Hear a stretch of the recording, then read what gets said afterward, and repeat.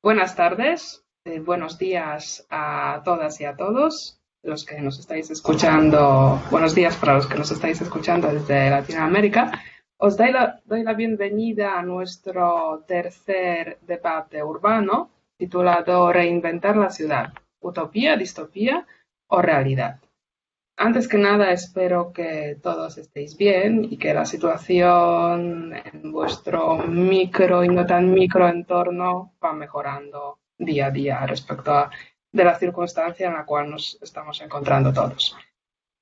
Hoy el hilo conductor de nuestro debate va a ser el libro de Jane Jacobs, un gran clásico de urbanismo, Muerte y vida de las grandes ciudades. Y nuestros panelistas de hoy, los voy a presentar ahora, será Zaida Mushi, Daniel Porreta y Pablo Martín Sánchez. Empezando por Zaida.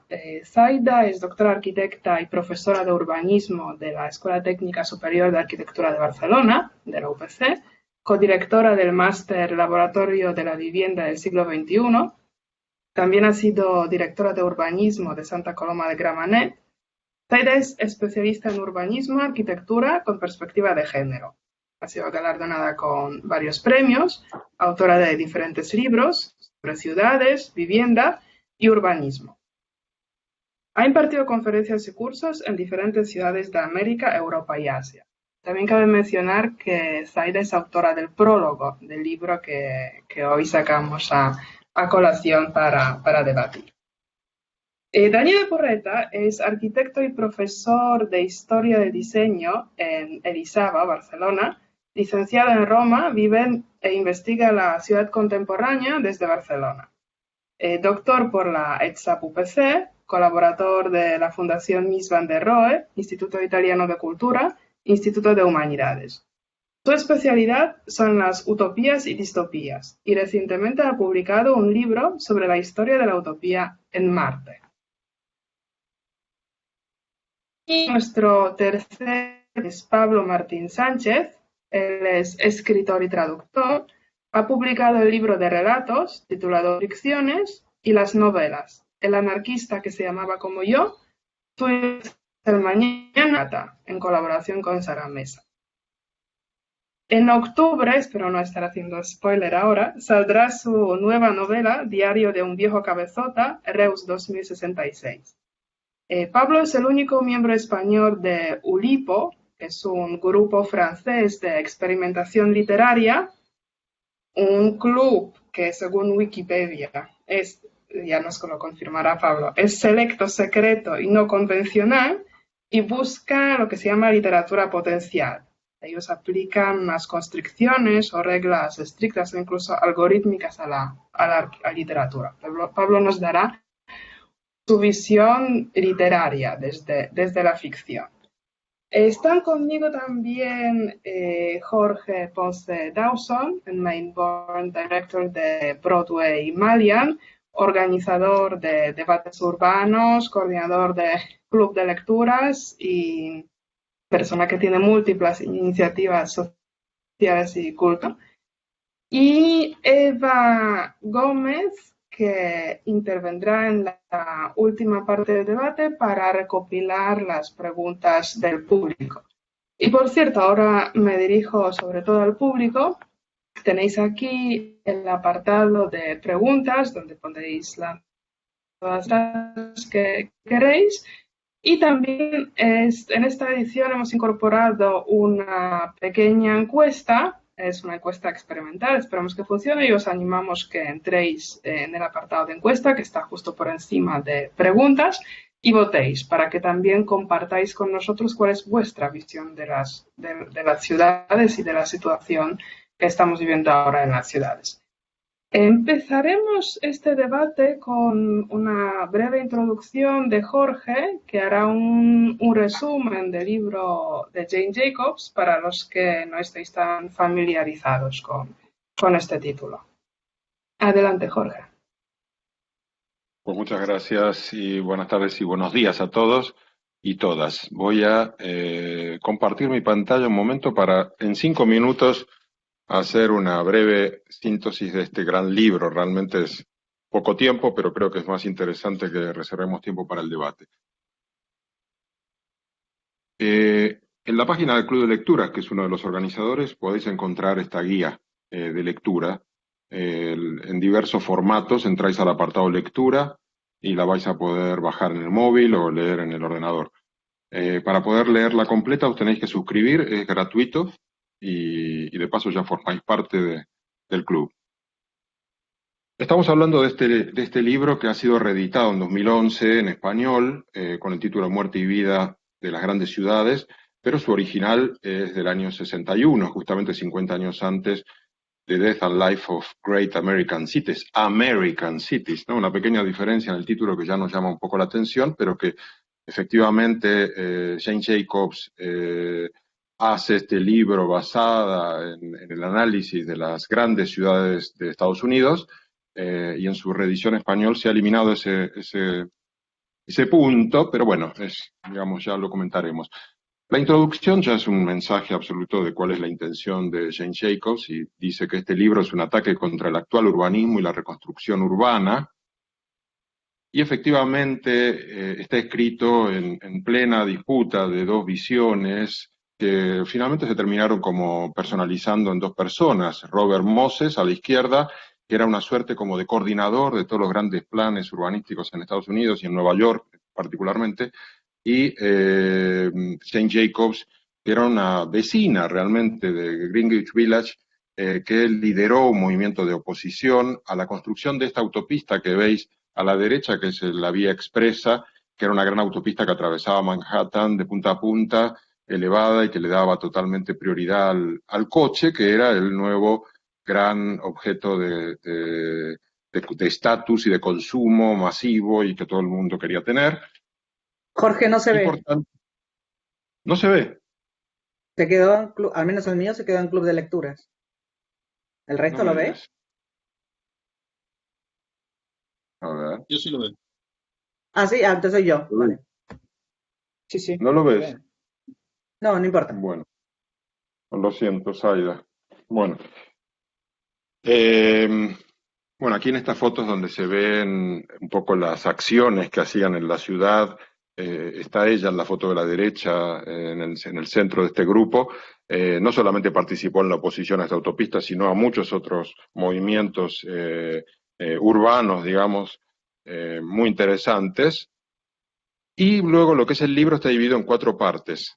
La primera parte básicamente lo que viene es a describir los valores que tiene una ciudad desde su punto de vista y básicamente se centra en las aceras, la importancia de las calles y de las aceras como el sitio del lugar público, porque es el sitio donde a través de esa comunidad que se conforma se generan condiciones de cohesión y de seguridad también para que sea un sitio donde podamos transitar, donde podamos establecer contactos con nuestros vecinos, donde puedan estar nuestros niños en un lugar para juegos, observados de manera anónima por todos los vecinos que forman esa comunidad, y también hace una reflexión sobre los parques y la importancia de que sean vitales y de que no generen zonas muertas, y termina hablando del uso de los barrios y la importancia de la vitalidad de los barrios.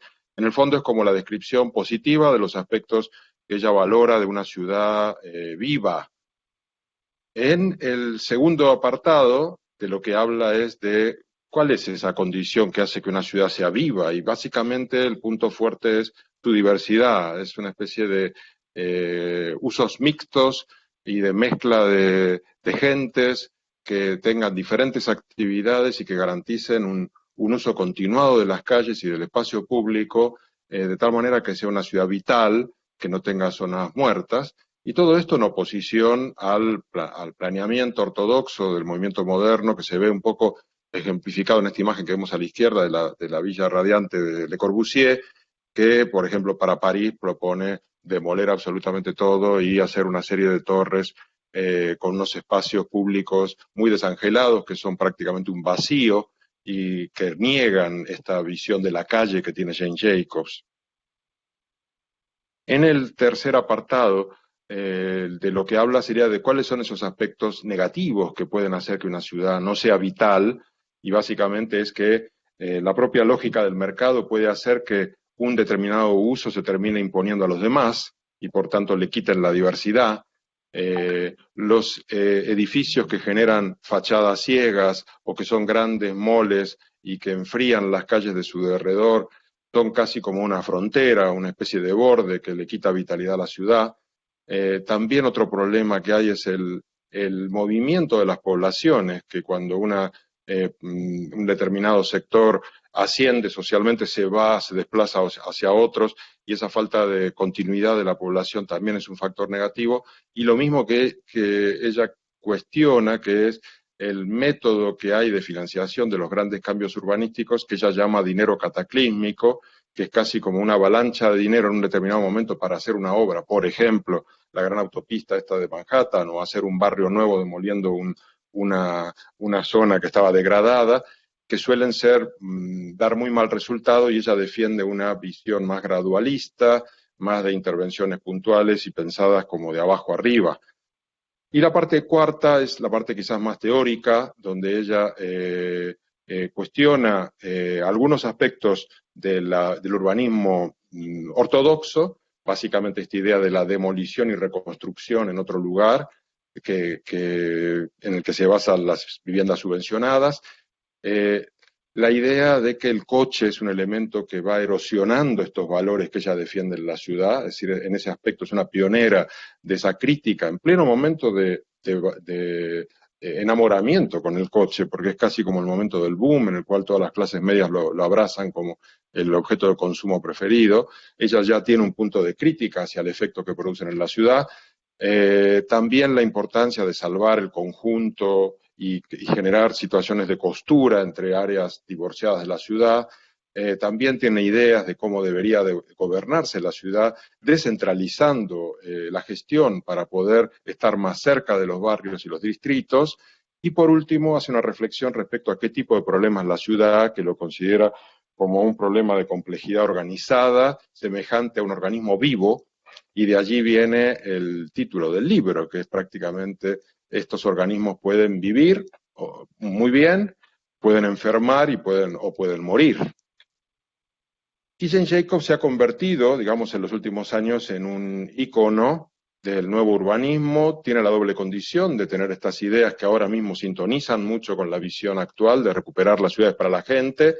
De hecho, por ejemplo, Jan Gehl, uno de los referentes, la mencionan en su libro como la abuela del nuevo urbanismo, y también ha tenido mucha continuidad a través de estos paseos urbanos que son una excusa para debatir sobre la ciudad, que se están reproduciendo en casi todas las grandes capitales del mundo, y la han hecho famosa y la han convertido en un ícono, y si buscáis en internet vais a encontrar muchas ilustraciones e imágenes de Jane Jacobs. Y nada más, dejo de compartir aquí y te cedo la palabra. Magda, no sé si quieres que pase a la primera pregunta o no la ponga en pantalla. Sí, si quieres puedes poner la primera pregunta en pantalla. Antes de lanzar la primera pregunta, quería animar también al público que si queréis empezar ya a escribir vuestras preguntas en el apartado, pues los iremos recopilando a lo largo de todo el evento. Gracias, Jorge, por esta cápsula, ¿no?, que nos permitió rápidamente hacernos una idea del libro de Jane Jacobs.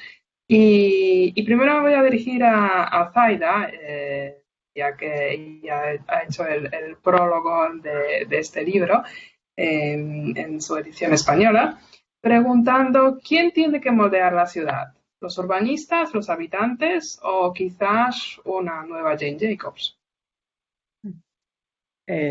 Bueno, supongo que cada ciudad tiene su propia respuesta, pero no creo que nadie en singular, ¿no? Ella sola no la modeló, ella fue la voz de mucha gente y posiblemente se atrevió a hablar lo que mucha gente veía y no se atrevía, ¿no?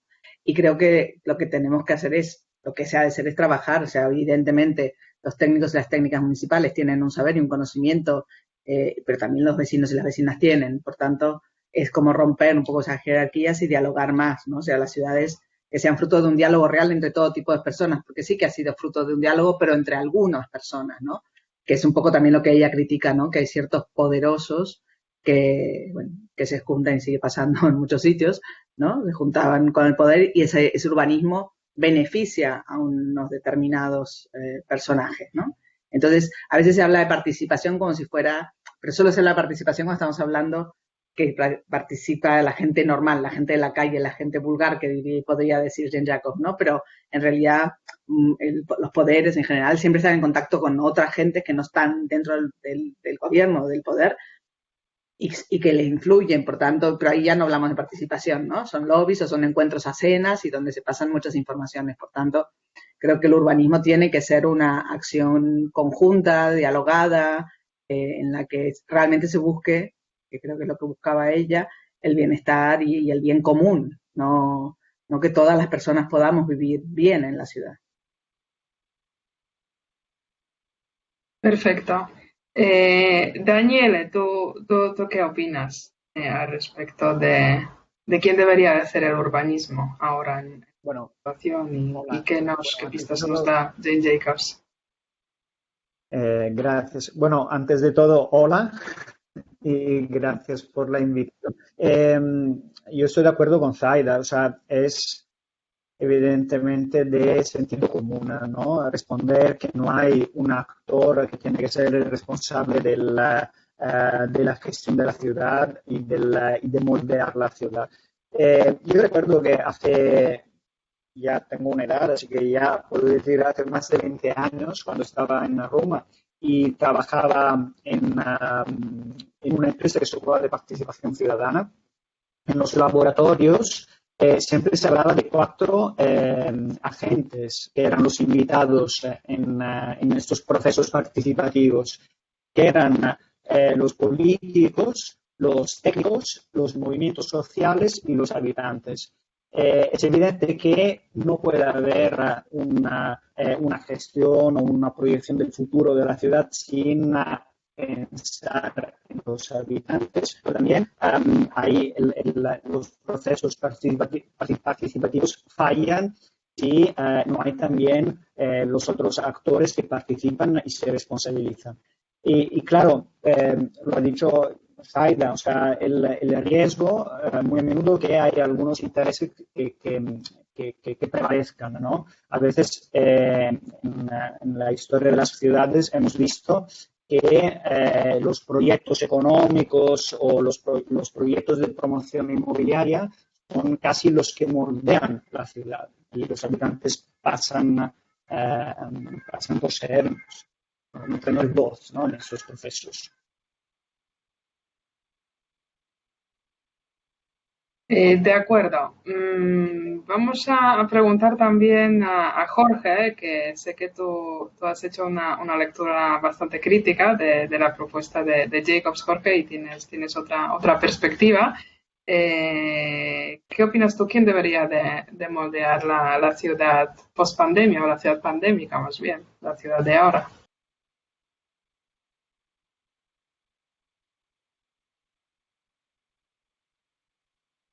Micrófono, Jorge, micrófono. Micrófono. Sí, ahora. Nada, cuando dices crítica parece que soy aquí Robert Moses, nada que ver, es decir, me encanta la propuesta de Jane Jacobs, creo que tiene muchísimo mérito, que sucedió en un momento muy previo a estas ideas, es decir, que en alguna manera es una precursora. También me parece que es una visión muy específica de Estados Unidos y de esa situación en aquel momento. Habría que ver hasta qué punto es aplicable, generalizable en todos lados, pero los conceptos son válidos. Yo creo que comparto plenamente lo que dijeron Daniela y Zaida, de que hacen falta la participación tanto de los especialistas como de las personas, de los implicados, de los ciudadanos.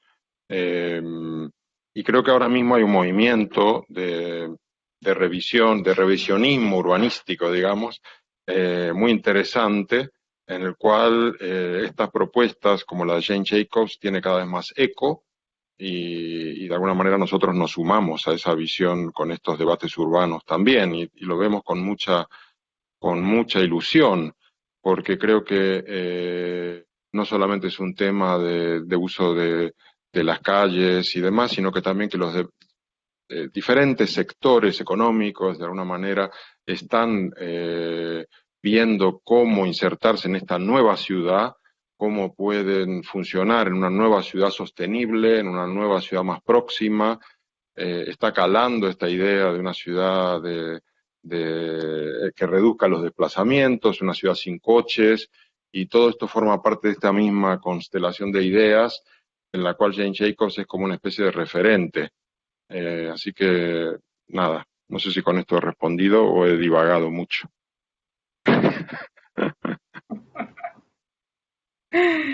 Bueno, pues podemos profundizar más aún, ¿no? Ir a la segunda pregunta, si quieres ponerla en pantalla o si no la leo yo, que es ¿cuál es el papel? Vale, perfecto. ¿Cuál es el papel de las ciudades en el siglo XXI y qué vigencia tienen hoy las ideas de muerte y vida de las ciudades? Vamos a seguir por el mismo orden, empezando por Zaida.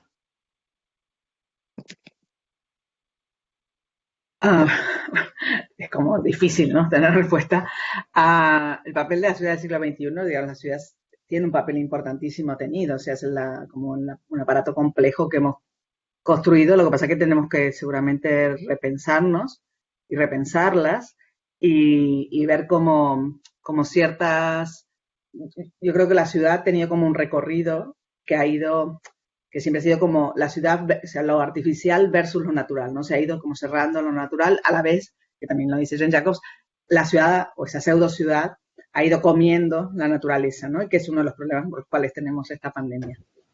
Y entonces yo creo que lo que la ciudad del siglo XXI sí es el sitio del encuentro, es el sitio de lo social. O sea, no, a mí me aterra esta idea de compremos fácil por internet, hagamos todo por pantalla. Me parece maravilloso de encontrarnos con gente del mundo así, pero no, la vida es tocarnos, la vida es vernos, la vida es pisar las calles, la vida es oler las calles, la vida es ver gente.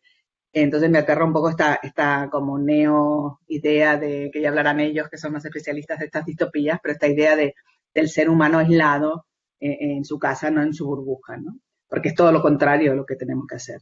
Y entonces la ciudad sí es el futuro, y la ciudad es importantísima, pero ¿qué ciudades, no? Unas ciudades que han de ser ciudades caminables, ciudades que alberguen la naturaleza, digamos. Tenemos una historia de destrucción de la naturaleza que es alucinante, de dominio, bueno, que también tiene que ver con nuestra sociedad ecológica, ¿no? O sea, que esta pirámide donde el hombre está en la punta de arriba y todos los que estamos abajo a su disposición, y eso tiene que cambiar, porque así el mundo no tiene mucho futuro, ¿no? Entonces creo que un desafío de las ciudades sería cómo renaturalizamos, cómo recuperamos de alguna manera esos espacios que han dado lugar a la ciudad, ¿no? El espacio natural, cómo convivimos con ello, no haciendo lo que hemos hecho a lo largo de la historia, especialmente en el siglo XX, que es el dominio de la naturaleza de manera forzada, ¿no? Entubar ríos, cortar montañas, a ganar agua, tierra en el mar. Digamos, tenemos que dejar un poco esa idea de ser humano que todo lo puede dominar, porque no es una buena idea, pero las ciudades son una buena idea.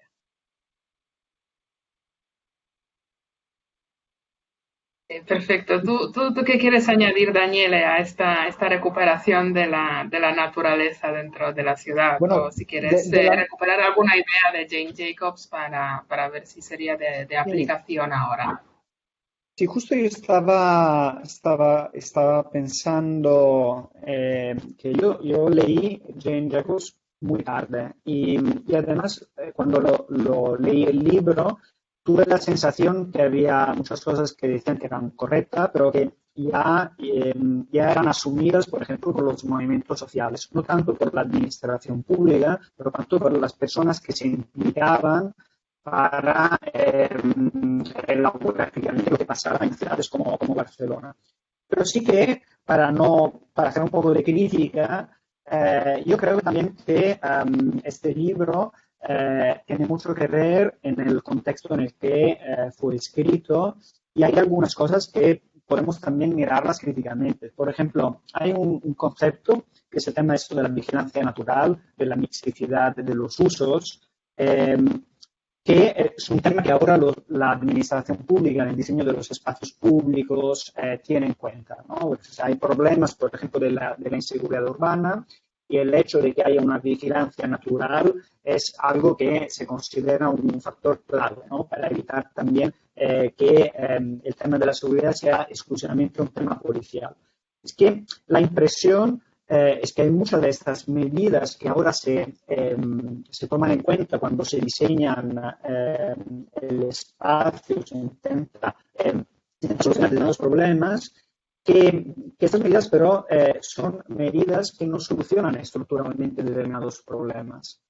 ¿Vale? O sea que a veces nos perdemos de vista que hay problemas que son estructurales y que a veces estas medidas que son correctas y que evidentemente se tienen que tomar en cuenta, lo que hacen es desplazar los problemas hacia otras áreas urbanas, ¿no?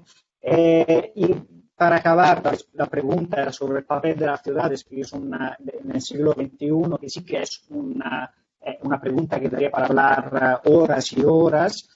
Yo, por lo que yo he leído, bueno, tengo la sensación que lo que hemos vivido es probablemente muy limitado respecto al problema que tendremos con el tema del cambio climático.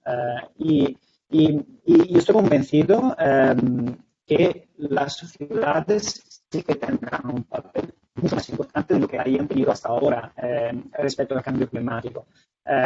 Respecto sobre todo a problemas que tendremos, que serán problemas ecológicos, de vivienda, y la ciudad compacta, un cierto modelo de ciudad, sigue la respuesta a estas problemáticas. Gracias, Daniele. Jorge, ¿tú quieres añadir algo y reivindicar tal vez el éxito de la digitalización, ¿no? Lo que estaba criticando Zaida, la naturaleza virtual y el afán de relacionarnos a través de la pantalla? Pues quizás esto también hace ciudad, ¿no? No sé, ¿qué opinas? Yo opino que sí, porque de hecho nosotros, basados en esta segunda naturaleza que hemos construido de Internet, ahora hemos aprendido a teletrabajar y eso nos permite reducir los desplazamientos y por tanto, de alguna manera contribuye a que dejemos los coches más tiempo aparcados o ya no los tengamos. Entonces, creo que no está mal. Creo que la tecnología en sí depende para qué la usemos, pero digamos, ahora esta oportunidad que estamos aprendiendo de usarla para no desplazarnos, puede ser una idea que se asocia a esta idea de nueva ciudad, de proximidad, a mí me parece interesante. De hecho, nosotros en el estudio estamos apostando por ello, hemos ya adoptado el teletrabajo como de manera permanente, hemos decidido reducir nuestra oficina a la mitad de tamaño, estamos metidos de lleno en las oportunidades que se abren.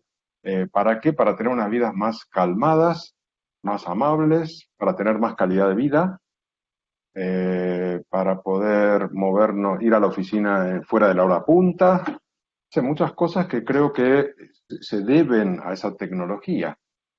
Por otro lado, estoy de acuerdo con lo que decía Zaida, en el sentido de que las ciudades son la máxima expresión del dominio de los humanos sobre la naturaleza y lamentablemente somos una plaga. Somos una plaga que ahora con esta pandemia queda muy en evidencia y la solución a eso no es sencilla, no se va a resolver con unos pequeños ajustes por aquí y por allá. Es un cambio de chip total, que aquí casi habría que ir a pasarle la palabra a Pablo para que nos hable de, no de distopías, sino de cambios absolutos de modelo, para ver si podría existir algún modelo de equilibrio con la naturaleza para una especie que se ha hiperreproducido como la humana, a un nivel que no es normal en la naturaleza. Digamos, ese es el principal problema, es decir, que hemos crecido a un punto que no es normal, es una especie de excepcionalidad, y ahora empezamos a tomar conciencia, pero ¿cómo resolver eso? ¿Cómo ir para atrás? ¿Cómo bajar la velocidad? ¿Cómo insertarte en los ecosistemas? ¿Cómo dejar de hacer turismo a lo loco para viajar y viajar, que no tiene ningún sentido? Todo ese tipo de cosas, no sé hasta qué punto vamos a cambiarlas. Y eso afecta también al modelo de ciudad. Sí, efectivamente, la idea era ahora pasar la palabra Pablo. Antes simplemente un pequeño comentario de la encuesta, que veo que aquí estáis comentando que no funciona. No sé si, como he dicho, estamos experimentando, no sé si se podrá arreglar la encuesta. Si no, disculpad, quedarán en todo caso las preguntas y los comentarios. Pasemos entonces desde la perspectiva urbanística de Jane Jacobs a lo que es la ficción, o la ficción de anticipación, o la distopía. Pablo, tú has hecho un experimento de confinamiento y de visualizar la pandemia antes de que llegó a ser la realidad, ¿no? De esto trata tu próxima novela. Por lo tanto, has anticipado de alguna forma, te has preparado para la ciudad compacta confinada, y de esta ficción, pues hemos saltado a la realidad. Explícanos un poco cómo ha sido esta experiencia y cuál es la perspectiva literaria para ver la ciudad y sobre todo la ciudad pandémica. Bueno, yo creo que los escritores y escritoras desde hace mucho tiempo han intentado imaginar cómo sería el futuro, ¿no? Desde la utopía de Tomás Moro hasta todos los autores y autoras de ciencia ficción que desde el siglo XIX, el siglo XX han imaginado esas ciudades que luego han pasado a formar parte del imaginario colectivo, también en el cine o en las series de televisión, ¿no? Desde luego, los creadores no son visionarios y no tenemos una bola mágica, pero es cierto que a veces acertamos, ¿no? En nuestras previsiones. Y bueno, en este caso, como comentabas, Magda, yo me encerré en España, Suiza, enfrente del lago Lehmann durante 99 días para experimentar la sensación del protagonista de mi nueva novela, que está 99 días encerrado en un hospital psiquiátrico en Reus, en el año 2066, en una ciudad en la que ya prácticamente no queda nadie, ¿no? Y bueno, la casualidad ha dado que cuando ahora tenía que salir el libro, pues hemos estado también todos confinados y entonces se ha producido como una mise en abîme de confinamientos. Yo me confiné para escribir la historia de un confinado y ahora estamos todos confinados leyendo todas las novelas del confinamiento que van a salir, ¿no? Y bueno, pues evidentemente cuando uno escribe distopías, y supongo que ahora hablaremos también de eso, ¿no? Daniel, con todos los compañeros, intenta de algún modo también advertir de lo que puede ocurrir si seguimos por el mal camino. Y bueno, el tiempo dirá si estábamos más acertados o más equivocados, ¿no? Muy bien, Daniel, ya que te han mencionado, tú estudias la ciudad desde la perspectiva de las utopías y las distopías. ¿Son unas utopías, distopías exclusivamente literarias? ¿Es de alguna forma, o crees que utopías y distopías también es un ejercicio pues para poder aportar algo a la construcción de la ciudad? Es también un ejercicio, digamos, urbanístico. Sí. Yo estudié hace tiempo el papel de la distopía y su relación con la ciudad, y la verdad es que ya ha pasado bastante tiempo de cuando hice la tesis doctoral. La distopía no era una palabra conocida, o sea, existía, evidentemente, existe desde hace tiempo, pero no se había popularizado como lo ha hecho en los últimos años. Así que siempre me divierte porque tengo muchos amigos que me identifican con esto de la distopía. Cuando empezó esto de la pandemia y acabamos todos encerrados en casa, me preguntaban qué opinaba. Primero decir que a mí me pasó una cosa peculiar cuando hice mi investigación sobre las distopías. Bueno, porque si alguien está despistado y no sabe qué son estas proyecciones en el futuro de sociedades negativas, ¿no? Degeneradas, el contrario de la utopía.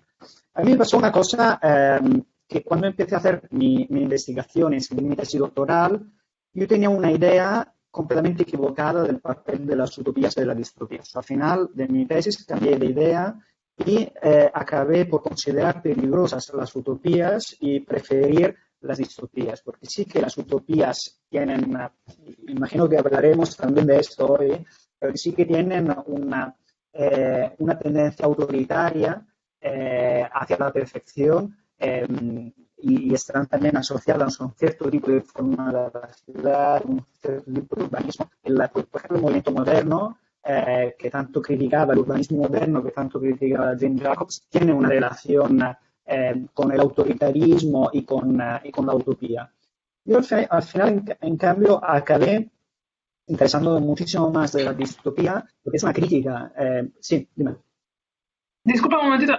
Yo escucho al menos tu Sí. voz un poquito distorsionada. No sé si eso es mi problema o es general. No. A lo mejor hay algo que en el micrófono... Para mí, Veo No, un se poquito puede de... coger el Si micrófono A con lo la mejor mano y coger el micro, acercártelo. así puede que mejore la Sí, calidad. o también si queréis puedo quitarme el micrófono y probar con Ahora está el perfecto. Sí, ahora, vale, perfecto. Ahora está muy bien. Pues vale, Gracias. no voy a repetir, no os voy a repetir todo lo que acaba de decir, pero sí, concluyendo que me interesé muchísimo más de la distopía, porque sí que creo que representaba y nos permitía hacer una lectura de determinadas mecanismos que guiaban la sociedad contemporánea. Por ejemplo, a mí lo que me interesó muchísimo son las antiutopías como 1984 de Orwell, la de Aldous Huxley, Un mundo feliz, nosotros, Zamiatin, que hablaban del uso de la arquitectura para el control social, para el control del espacio público. Pero decir que no me ha servido mucho para hacer una lectura de lo que hemos pasado. Porque era algo totalmente nuevo para mí. Considerar que las distopías parten siempre del presente, o sea, la mayoría de las novelas distópicas, más que hacer previsiones del futuro, lo que hacen es interpretar críticamente nuestro presente. Así lo hacen todas. Hay una corriente que es muy interesante ahora de ficción catastrofista relacionada con el cambio climático futuro. Yo, simplemente para acabar, os quería aconsejar una novela que tiene más de 100 años, que se llama La máquina se para, de Forster. Es una pequeña novela de la época victoriana. En la época victoriana, a pesar de poder parecer increíble, pero se escriben muchísimas historias que todavía vemos en el cine y en las series televisivas hoy en día. Y esta pequeña novela relata un mundo del futuro en el que todos los habitantes viven en celdas, en una especie de ciudades subterráneas, colmenas, y están totalmente desconectados entre ellos físicamente, pero conectados tecnológicamente, ¿vale? Y la novela, que es una novela muy bonita, además de un autor que no escribía de ciencia ficción, pues escribía, ha escrito Pasaje en la India, pero es una novela muy interesante porque explica perfectamente esto, la posibilidad de vivir completamente desconectados y separados en una burbuja tecnológica, comunicando con los demás a través hay como una especie de fantasía de redes sociales.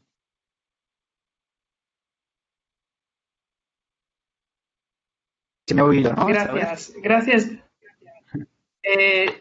Sí, a ratos. A lo mejor con tu siguiente intervención intentaremos a cambiar el micrófono. A lo mejor habla del ordenador porque se sigue escuchando las distorsiones. Vale.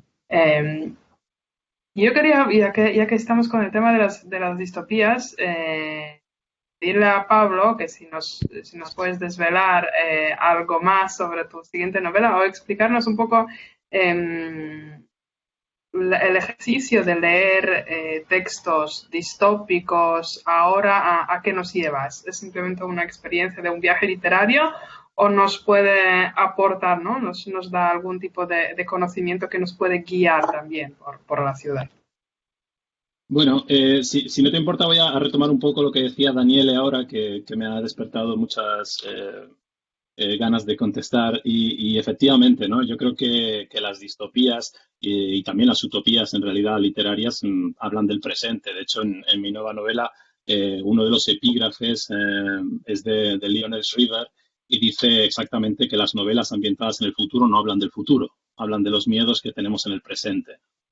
Y efectivamente, yo creo que es eso lo que hacemos los escritores que escribimos distopías o utopías. Y también me ha hecho mucha gracia que Daniele hablase de la novela de Foster, que yo no he leído, pero es que en mi casa tenemos una discusión muy grande entre utopías y distopías.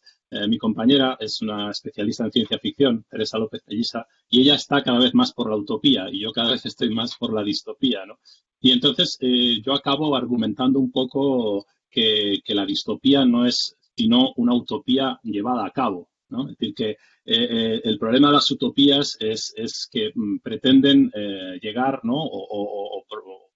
O provocar una sociedad o una ciudad, ya que hablamos de la ciudad, ideal, perfecta, paradisíaca. Y entonces, en aras de ese bien futuro, pues te permiten todos pues los métodos o todos los medios para llegar a ese fin, ¿no? Para justificarlo. En fin, hay ahí todo un tema, yo creo que bastante interesante sobre también si la distopía es optimista o es pesimista o si la utopía es necesaria o no. Yo no conozco a nadie que haya hecho el mal en aras del mal. Eso es lo que a mí me molesta de la utopía, ¿no? Pero bueno, más allá de eso, bueno, yo creo que sí que podemos hablar también de un interés generalizado en el mundo literario me refiero, o cada vez más acusado por el futuro, ¿no? No sé si es por aquello que decía Woody Allen de que nos interesa el futuro porque es donde viviremos el resto de nuestras vidas, pero sí que creo que estamos en un momento, no sé si de cambio de paradigma, un momento de crisis, y creo que la pandemia ha venido a ejemplificarlo, en el cual ese malestar lleva a potenciar algunos subgéneros de la ciencia ficción como es el distópico, que está francamente de moda, ¿no? O como podría ser lo ucrónico también, las ucronías, ¿no? O como podría ser el steampunk. Yo creo que son algunos de los géneros o subgéneros de la ciencia ficción que están más en boga precisamente por eso, porque intentan dar respuesta a ese malestar social que creo que está imperando en la actualidad. Y luego simplemente apuntar que la distopía como género creo que siempre lleva el componente político, ¿no? Es una forma de gobierno que por supuesto pretende hacer el bien, pero que acaba siendo generalmente pues dictatorial, etcétera, y no tanto lo que nos ha ocurrido ahora en principio, que es un virus, ¿no? Es decir, algo natural. Es decir, una distopía, una novela distópica no es un meteorito que cae en la Tierra y mata al 90% de la población. Eso no es una distopía, eso es una novela apocalíptica. Entonces, a veces confundimos esos dos términos, la novela distópica con la novela apocalíptica, y tienen la diferencia fundamental de la cuestión política. Entonces, vamos a ver a dónde nos lleva toda esta crisis sanitaria y si al final, como parece ser que está ocurriendo en algunas zonas, esto lleva a los gobiernos a aprovecharse para instaurar sistemas dudosamente democráticos, entonces quizá ahí sí que a partir de un elemento natural, como sería un virus, podemos llegar a la distopía que siempre es política, creo yo, ¿no? Muchas gracias, Pablo, muy interesante. Haceros una pequeña puntuación que Pablo se tendrá que marchar de aquí a 15 minutos, por lo tanto su desaparición no será una actuación de una distopía que tenemos montada aquí, sino pues que tendrá que marcharse al otro compromiso. ¿Os podéis preguntar en esas alturas de por qué hacemos este extraño maridaje de Jane Jacobs con las distopías y las utopías? Eso a lo mejor suena un poco raro a primera vista. Pero hemos partido en la organización de este debate desde un punto de vista que ahora estamos todos intentando anticiparnos al futuro, a proyectar, ¿no? A contestar todas las preguntas, y son muchas de las que nos plantea la situación actual. Y en este intento estamos creando unos nuevos relatos para nuestro trabajo, para el sector de educación, para todos los ámbitos. Todo es nuevo. Y es fácil decaer la utopía, en la distopía, en unas proyecciones pues, que tenemos un alto grado de incertidumbre en ello. Por lo tanto, pasemos a la pregunta, utopía para pocos, distopía para muchos. Estas proyecciones utópicas que nos estamos haciendo de un mundo mejor puede que sean utópicos para nosotros ahora, pero pueden resultar nefastas para el día de mañana. ¿Cómo evitar esta trampa? Y ahora, si consideráis, podemos nuevamente retomar la lectura de Jacobs o vuestros propios ejemplos. Regresamos al tema de la ciudad. ¿Cómo evitar caer en la trampa de que la utopía para pocos será la distopía para muchos? Zaida. Perdón. Sí, igual quería hacer algunos comentarios respecto a lo que se ha ido diciendo. Por un lado, decir que también ha habido algunos pensamientos de futuro. Por un lado, que la arquitectura o los y las urbanistas, de alguna manera hacemos un trabajo, o los que se dedican a pensar en el futuro de una ciudad o cómo puede ser una ciudad, es un cierto trabajo de esa utopía o distopía, no sé cómo la calificaríais. Pero, ¿no? Y tenemos ejemplos que ya citó Jorge, el de la ciudad de Le Corbusier, o la de que me interesa mucho más, la de Ebenezer Howard, la ciudad jardín, en donde no hace ningún dibujo, son esquemas, son diagramas, pero sí plantea cómo se organiza una sociedad. Y una sociedad que incluye más gente, una ciudad que intenta hacer la cosa perfecta entre el campo y la ciudad, y una ciudad que habla, no sé, de cómo pueden ser las casas, y que las casas para pobres y para ricos no se tienen que diferenciar, y que habla de que tiene que haber casas sin cocinas. Y él ahí recoge también una carta que trabajada por las mujeres, que, bueno, no se comentó antes, pero un libro que yo acabo también de publicar, que se llama Mujeres, Casas y Ciudades, más allá del umbral. Un poco también cuento como las aportaciones de las mujeres al pensar la ciudad, que en general no son tenidas en cuenta, ¿no? Jane Jacobs un poco, pero tampoco es tan conocida, ¿no? No creamos que hoy vas a la escuela de arquitectura y pones un micro y no sé cuántos estudiantes la conocen y cuántos profesores o profesoras lo han leído, ¿no? Entonces tampoco podemos darlo como tan cierto, ¿no? Entonces, Ebenezer Howard se basa en pensamientos de mujeres del siglo XIX, este siglo que por un lado es muy denostado, pero por otro lado tiene toda esta creación que también hablaba Daniele antes. Es un ciclo muy, muy prolífico, ¿no? Y aquí también las mujeres aportan, ¿no? O sea, cómo se podía vivir diferente, ¿no? Cómo esa tecnología, la tecnología que decía Jorge, se puede usar de una manera o se puede usar de otra. Y ellas plantean, algunas, especialmente, que podíamos tener casas sin cocina. Entonces llega a ver desde la ciudad del llano, una ciudad de la cual habla Dolores Hayden, proyectada, una ciudad que no tiene cocinas, donde las casas no tienen cocina. La cocina es un trabajo fuera del hogar, es un trabajo productivo, ¿no? Porque es un trabajo que necesita una especificidad. Pero también nos podemos ir más lejos, ¿no? En 1405, para mí también hay un texto que es una cierta utopía. Lo que pasa es que Tomás Moro no había escrito todavía su texto, que es de 1516, por tanto la palabra utopía no sé si existía antes o no, igual sí. Pero en 1405, Christine de Pizan escribe un libro que se llama La ciudad de las mujeres.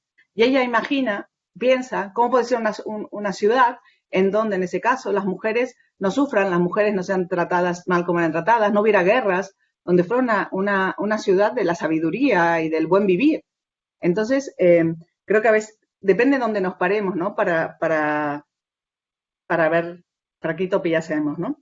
Y, por ejemplo, también yendo a la tecnología, esta idea de que nos quedamos en casa porque la tecnología nos lo permite, yo creo que la tecnología nos tiene que permitir vivir a distancia a pie de casa, no quedarnos en una casa. Eso ya lo planteó también Frank Lloyd Wright en el año 29, con su utopía de la Broadacre City, de la ciudad formada por casas con su parcela productiva, y cuando yo quería juntarme con gente, iba a un centro comercial, iba a un gimnasio, iba a un estadio.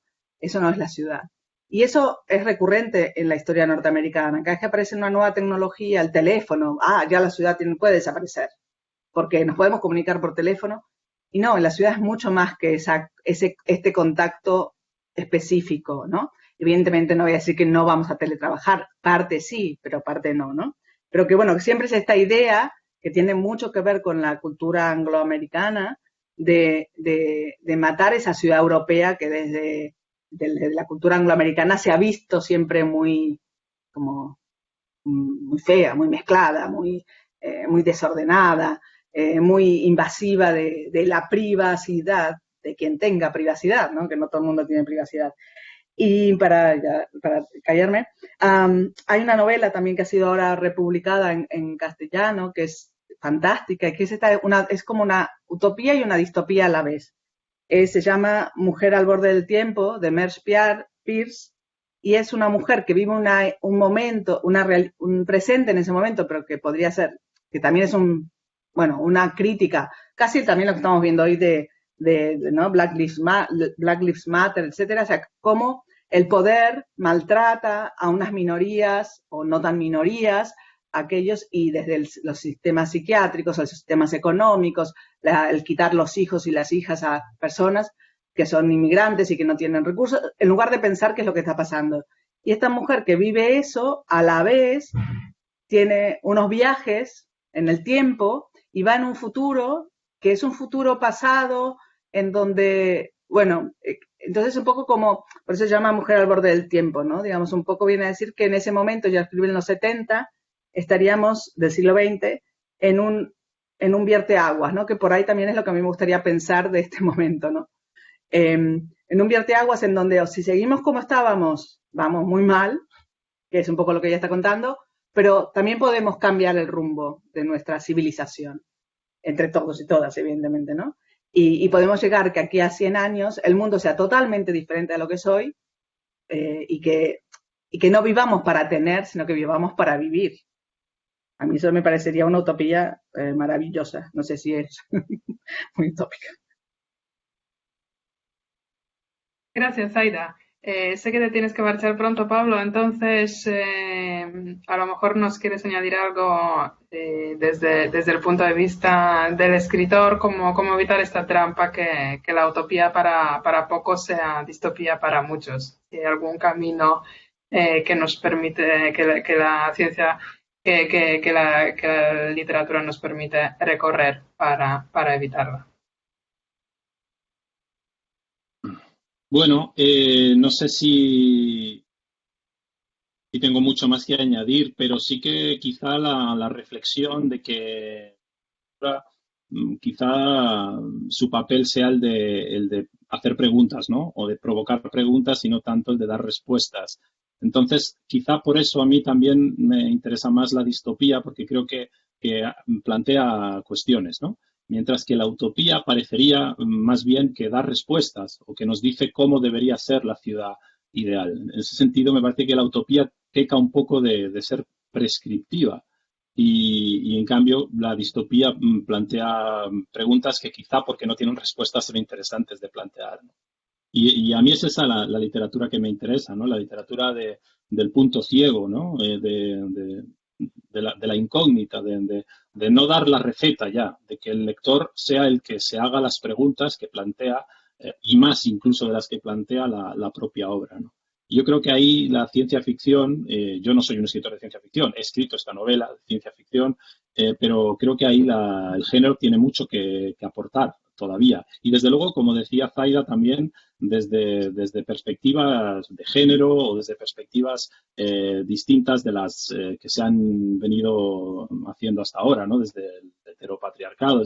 Hay novelistas de ciencia ficción maravillosas como Ursula K. Le Guin, que proponen como una novela titulada La mano izquierda de la oscuridad, sociedades donde directamente no hay distinción de género o de sexo, o más bien los habitantes de esa sociedad cambian de sexo cada X tiempo, ¿no? Y pasan unos meses, son mujeres y al mes siguiente son hombres y entonces pueden tener hijos cuando tienen el periodo y no tenerlo cuando son hombres, en fin, que creo que la ciencia ficción puede especular mucho más allá de lo que generalmente se entiende por ciencia ficción, como podrían ser platillos volantes o viajes en el tiempo, y proponer sociedades no binarias o de cualquier tipo, y me parece que ahí hay también un terreno fértil, no solo para la distopía, no solo para la utopía, sino para la literatura de ciencia ficción en particular y la literatura en general. Muchas gracias, Pablo. Me ha gustado mucho esta reflexión donde le otorgas a la literatura o a la ciencia ficción el papel de provocar la reflexión filosófica, ¿no? De quien disfruta de ella. Me pareció muy interesante. Daniele, el estudio de la utopía, la conoces en profundidad, ¿nos puede permitir evitar la distopía, evitar caer en la trampa que nos vamos a creer cualquier utopía? Bueno, antes de todo, decir que en este momento casi no tenemos utopías. O sea, la utopía ha sido un género literario asociado también a la política y a reivindicaciones sociales que ha tenido un papel. Se me escucha mejor, espero ahora, ¿no? Parecido. Igual de mal, vale, lo siento. El papel de la utopía ha sido muy importante en la historia del pensamiento occidental y ha sido muy relacionado con el urbanismo. Lo que pasa es que lo que tenemos que considerar es que ahora casi no producimos utopías, no tenemos confianza en el futuro. En los últimos años, yo he hablado muy a menudo con mis amigos de ese tema, vivimos una saturación de distopías. Y además, como decía Pablo, lo que caracteriza hoy la ficción, la imaginación del futuro, más allá de la distopía, es mucho más el cuento apocalíptico o postapocalíptico. Relatos de supervivencias que son los que caracterizan mucho más la ficción hoy en día. Es casi como decir que hemos asumido que la distopía es algo que se ha realizado y no nos queda que sobrevivir en el futuro. Y lo interesante de toda esta literatura, de este cine, es que refleja esta sensación que tenemos de pesimismo de cara al futuro. Yo sigo diciendo que mi opinión respecto a las utopías, yo sigo defendiendo la distopía porque la utopía es peligrosa. La utopía siempre conlleva el proyecto de una sociedad mejor, pero de una sociedad perfecta. Y en ese sistema de perfección lleva inevitablemente al autoritarismo, porque nosotros somos imperfectos. Y los imperfectos, yo soy imperfecto, yo no encajaría en una sociedad utópica. Yo he leído bastantes utopías para hacer la tesis y la verdad es que he acabado con miedo a la utopía. La distopía, en cambio, lo que hace es una crítica del presente, pero siempre implica una invitación a la transformación, ¿no? a la revolución. La utopía no, la utopía es estática y perfecta y autoritaria. Gracias, Daniele.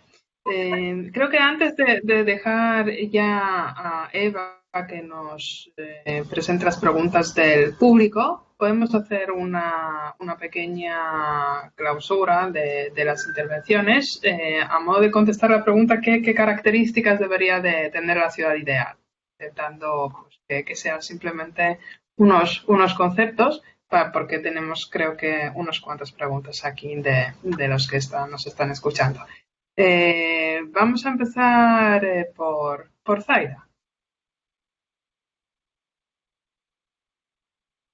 Vale, la ciudad ideal, la ciudad ideal para mí sería una ciudad cuyo fundamento sean los cuidados, sea la vida de las personas, sea que nos permita desarrollar la vida, todas las personas, nuestra vida diaria, cotidiana, vivir, y en ese sentido unas ciudades que estén en relación al sitio en el que están, a las capacidades del lugar, a unas ciudades que respeten su entorno natural y que no sean unas ciudades que estén todo el tiempo compitiendo para ver quién atrae más turistas, más cruceros, más edificios altos, más y más y más. O sea, para mí mi utopía sería la ciudad de los cuidados, la ciudad del vivir. Y no sé si eso sería muy dictatorial, Daniel. Pablo, tú como escritor y como ciudadano también, ¿qué características atribuirías a la ciudad ideal? Bueno, yo creo que la ciudad ideal debería ser como el campo, ¿no?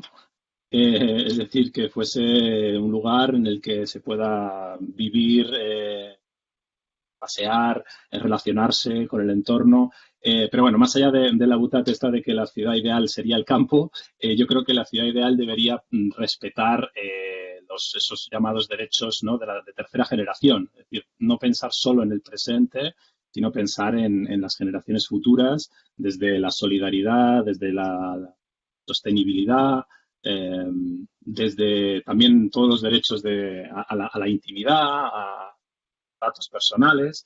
Es decir, eso, ¿no? Debería ser una ciudad que respetase los derechos de tercera generación. ¿Sí?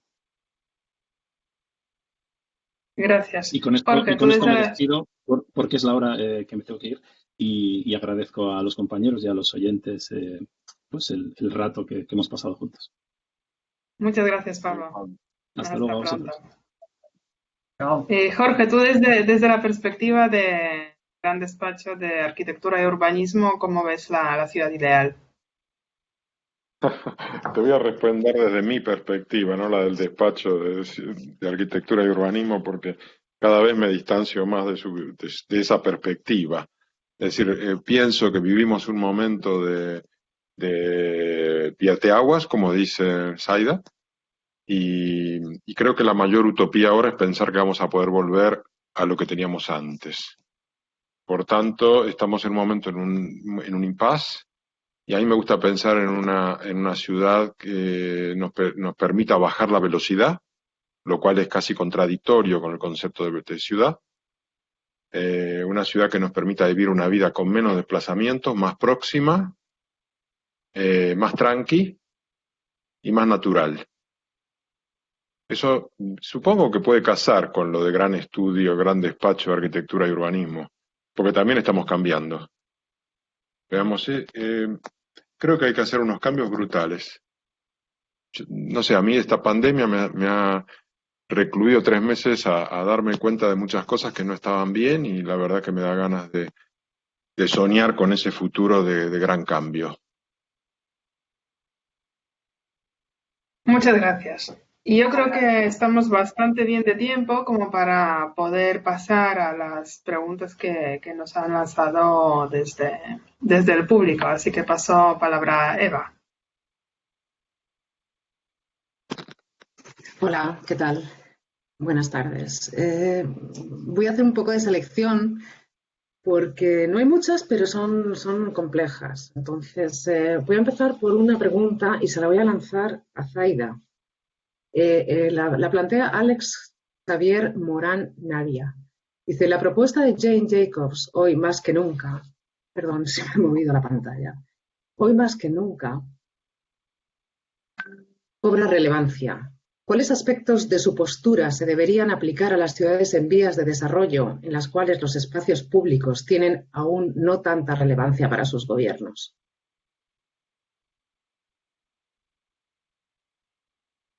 Micrófono, Zaida. Yo creo que la mayor lección que podemos sacar de Jane Jacobs en general para todos y para todas las ciudades es precisamente que hay que caminarlas, que hay que conocerlas y que cada ciudad tiene en sí misma el problema y de alguna manera la solución.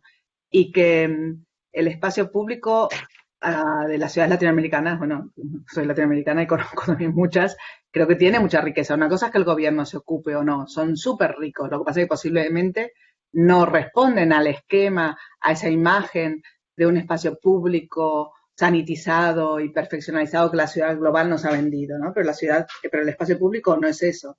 El espacio público es el espacio para todas las personas, ¿no? Entonces, en ese sentido, creo que para mí una de las lecciones más importantes de Jane Jacobs es el de mirar, como ella dijo, como lo que leyó Jorge al principio, ¿no? O sea, que con lo que ella empieza, mirar lo vulgar y que de alguna manera fue por lo que fue criticada, ¿no? Porque ella era simplemente una ama de casa que andaba por la ciudad y opinaba. Pues eso hay que recuperar. Y para mejorar las ciudades, no niego, y ya lo dije al principio, el trabajo, evidentemente, de las personas técnicas y técnicos y la responsabilidad política. O sea, evidentemente eso está allí.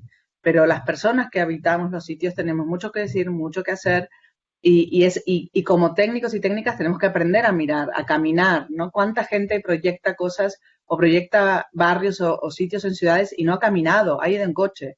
y siempre se puede caminar, aunque sea mal, y precisamente eso es lo que tenemos que aprender, que si no se puede caminar tenemos algún problema, ¿no? Entonces yo creo que la lección más importante es mojarse en las ciudades y caminarlas y ver cómo mejorarlas desde ellas mismas. Gracias. La siguiente pregunta se la voy a pasar a Daniel. Es de Sara Juárez. Dice, creo que una de las grandes aportaciones de la escuela norteamericana la podemos ver con Ian McHarg. ¿Dirían que su método de usos permitidos y no permitidos del suelo con determinismo fisiográfico sería una buena solución para las pandemias? Yo no conozco esta teoría. Es una pregunta muy difícil. ¿Puedes repetirla? Sí, dice, creo que una de las grandes aportaciones de la escuela norteamericana la podemos ver con Ian McHarg. ¿Dirían que su método de usos permitidos y no permitidos del suelo con determinismo fisiográfico sería una buena solución para las ciudades post-pandemia? No sabría qué contestar. No conozco esta teoría. ¿Tú, Zaida, me ayudas? Sí, bueno, es el estudio, ¿no?, de cómo entender muy brevemente cómo las capacidades de la Tierra, el mosaico territorial, la idea que después también desarrolló Forman, creo que es el mosaico territorial, es un poco entender eso, las capacidades del lugar y cómo la ciudad se asienta en un sitio con unas capacidades, ¿no?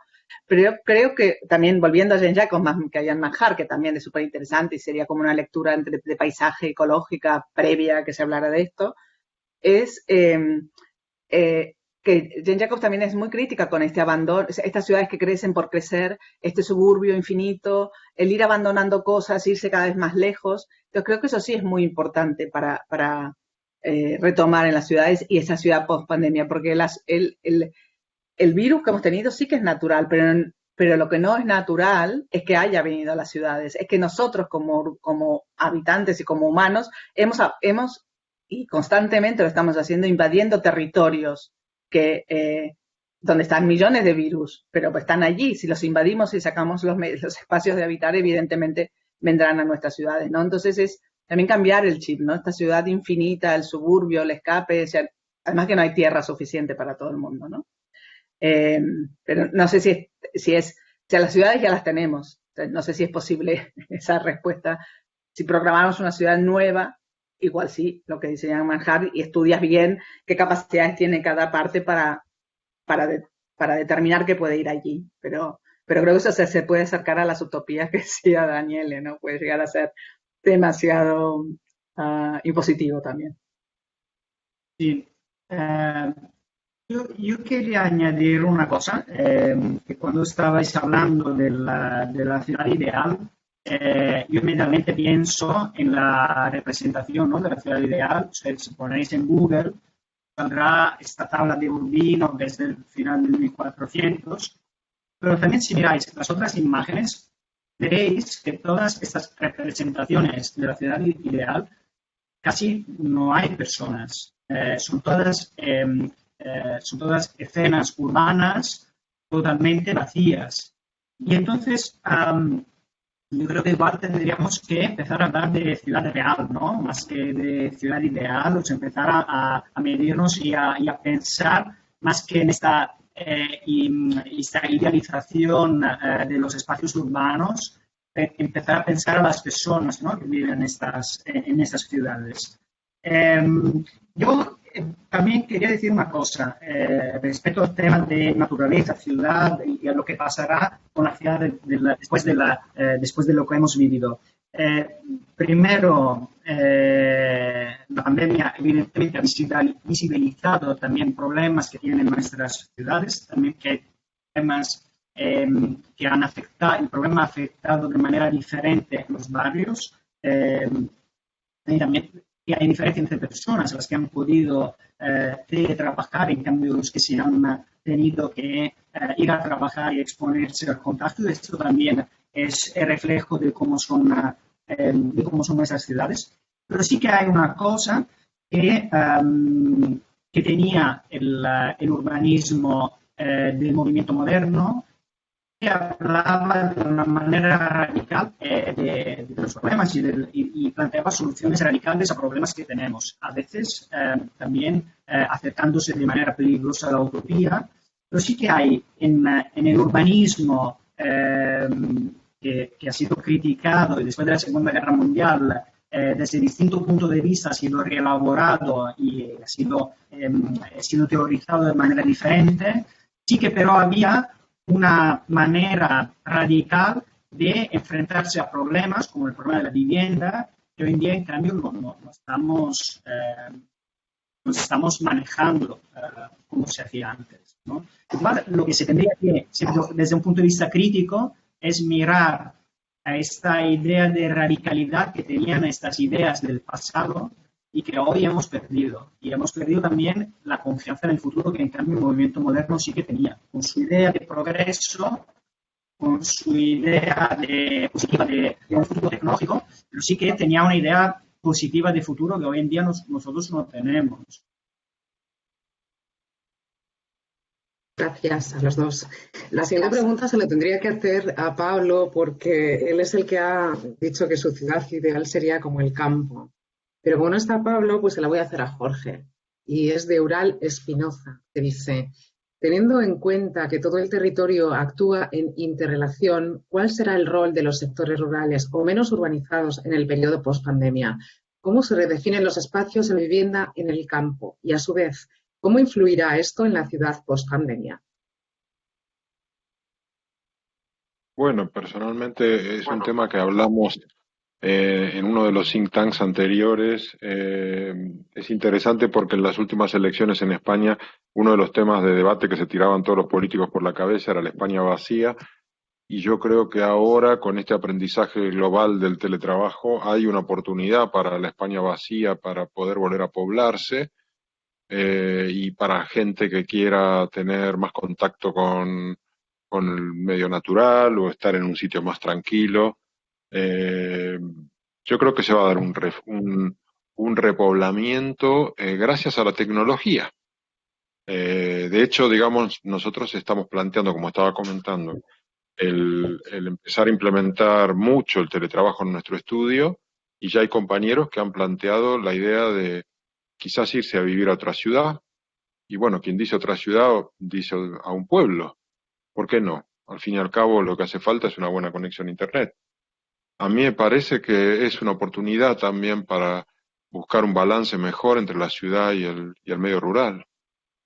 Es decir, no me disgusta esa idea, no sé qué pensáis los demás.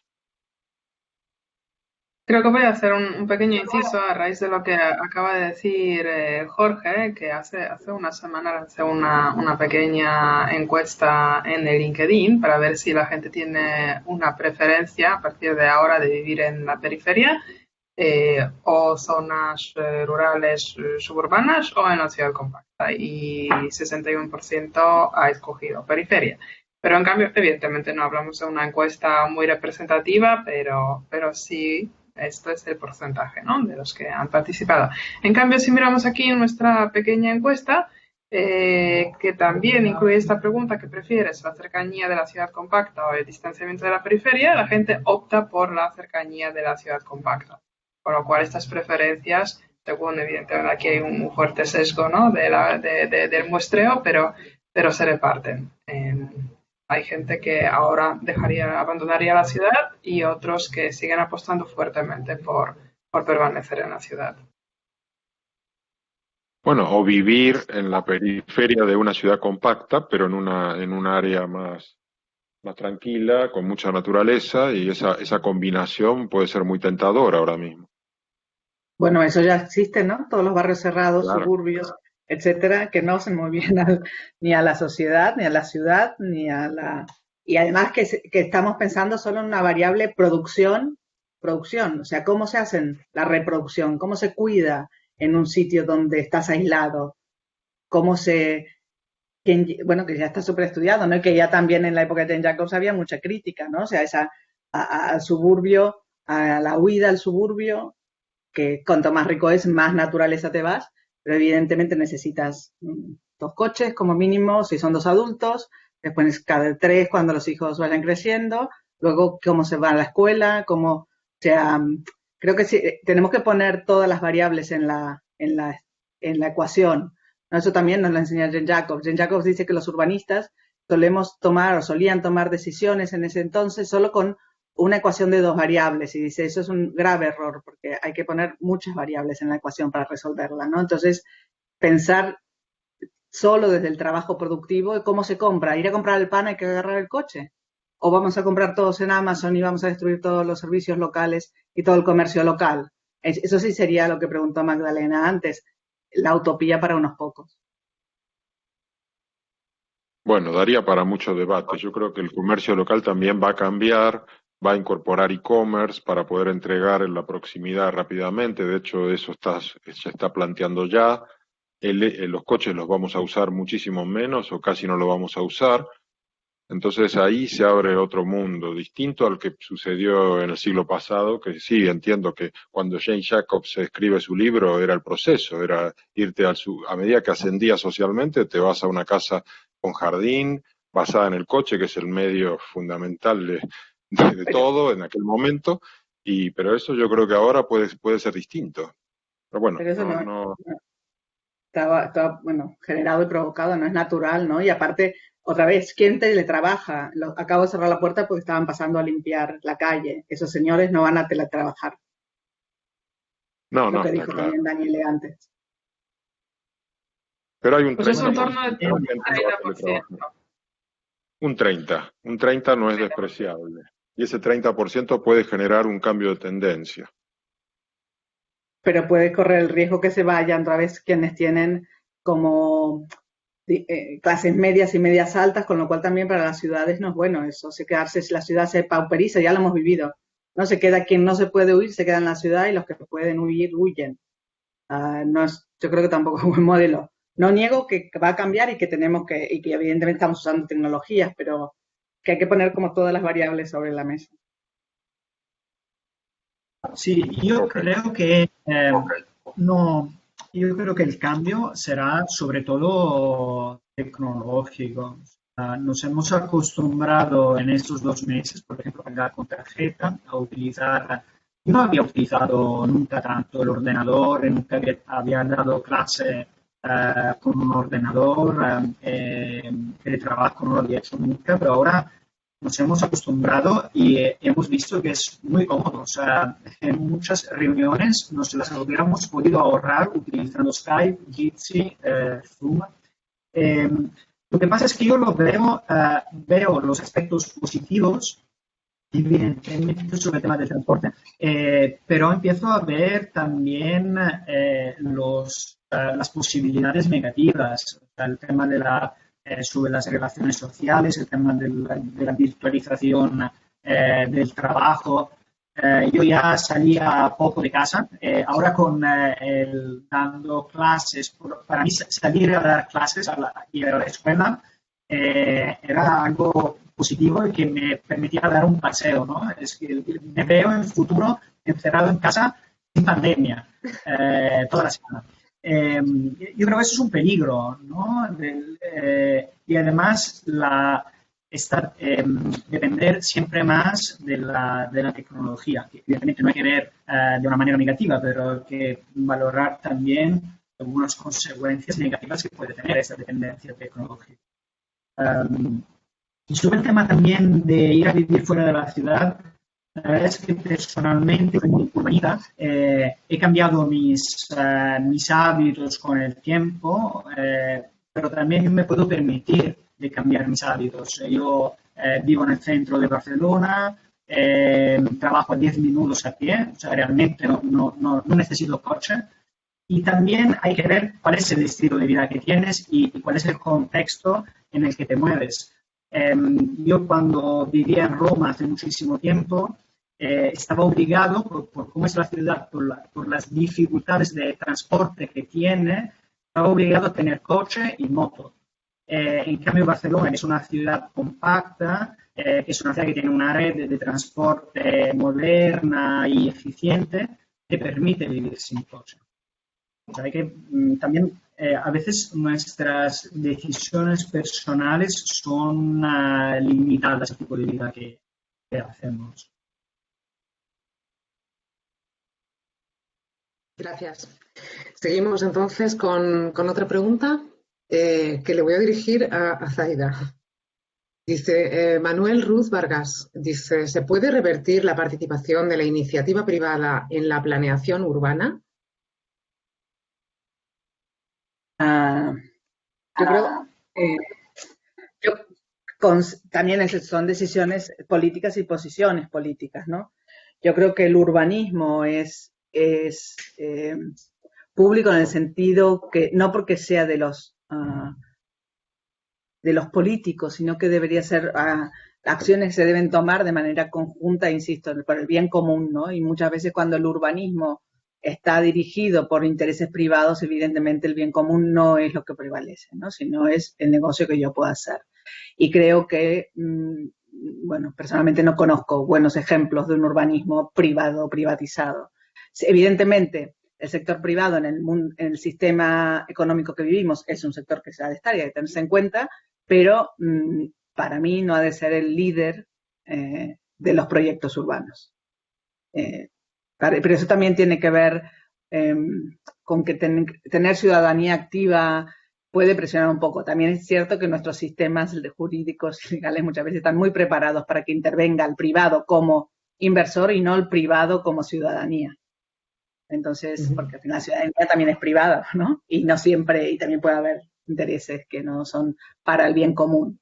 Pero yo creo que para mí, o sea, como entiendo el urbanismo lo entiendo como a pesar que muchas veces no se da, como una herramienta de justicia social y de equilibrio social. Entonces, no puede estar en manos de una empresa que tiene que hacer negocio.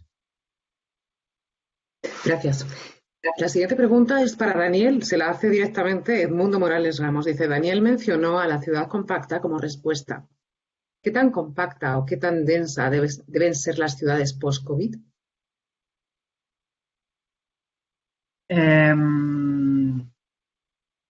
Yo la verdad es que personalmente no creo que la ciudad va a cambiar como consecuencia de la experiencia de la pandemia. Yo creo, perdonad, mi gato está obsesionado con las pantallas, así que cada vez que estoy delante pasa adelante. Yo no creo que en los próximos años habrá cambios en el planeamiento de las ciudades por las experiencias que hemos vivido. En cambio, sí que habrá cambios y serán inevitables respecto al tema de a cómo responderemos al cambio climático y a problemas que tendrán que ver, por ejemplo, con alimentación. El cambio climático es un tema que, por ejemplo, para mí, yo he empezado a leer y a interesarme muy recientemente y me siento culpable por esto. Es un tema que hemos ido escuchando en la televisión, pero la verdad es que es una realidad. Y en las próximas décadas ya sabremos que nuestro planeta cambiará. Y no será exclusivamente que el nivel de las aguas crecerá y habrá algunas partes que se quedarán inundadas. Tendremos problemas, por ejemplo, de inundaciones de áreas que están cultivadas. O sea que tendremos aumento de población y menos recursos para abastecerla. Habrá zonas urbanas que ya no serán habitables. Entonces tendremos refugiados climáticos, zonas donde no se podrá vivir.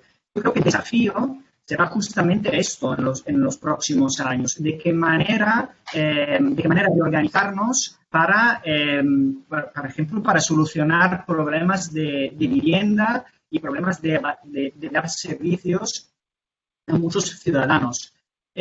Esto tiene que ver con el COVID. Yo no creo que en realidad la ciudad compacta sí que es la respuesta a muchos problemas que tenemos, como el tema de la vivienda, por ejemplo, el tema de los servicios. La ciudad compacta es evidentemente muchísimo más ecológica que la ciudad dispersa, que el modelo de vivienda unifamiliar a la que te desplazas con el coche y que, como explicabais antes, que crea una dependencia del transporte privado.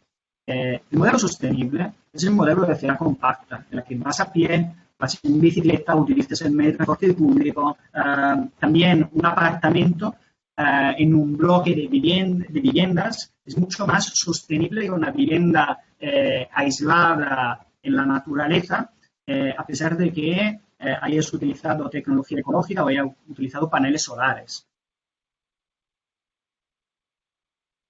Gracias. La siguiente pregunta se la voy a plantear a Magda porque también la mencionan. Es de Fernando Zambrano, Magda. Dice, pensar en las ciudades dispersas no es contradictorio a los conceptos de sostenibilidad. Eso quizás se refleja en lo que Magda mencionaba sobre una nueva concepción de sostenibilidad urbana. Entonces, os planteo la siguiente pregunta. ¿Son las ciudades densificadas ciudades saludables? Yo creo que podemos ir con la respuesta en línea de lo que ha dicho Daniela, es decir, la ciudad compacta, que es la ciudad densa, no es el problema, es la solución de muchos problemas.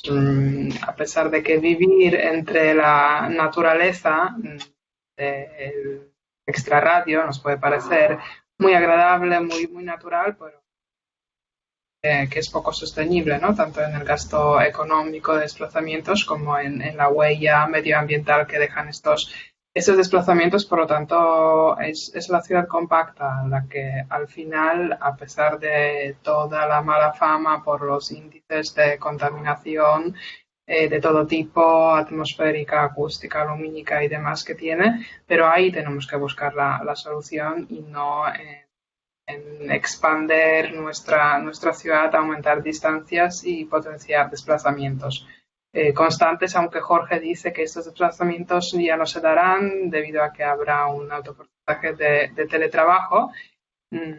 Yo también quiero pensar en esta línea, pero no tengo la seguridad porque creo que con esta experiencia ha potenciado mucho teletrabajo, pero ha sido no suficientemente larga como para que se nos crea un nuevo hábito, ¿no? Es un experimento que hemos tratado como transitorio, que ojalá aprendamos mucho de ello, pero creo que nuestras expectativas, que la realidad no estará a la altura de nuestras expectativas y que tan pronto entremos en una nueva normalidad, cogeremos el coche, volveremos a ir cada día o casi a la oficina. Por lo tanto, ahí es la ciudad compacta con sus desplazamientos cortos, con su peatonalización, con sus vías para bicicletas, la que nos puede salvar del agravamiento del problema del cambio climático, creo. Por lo tanto, apuesto plenamente por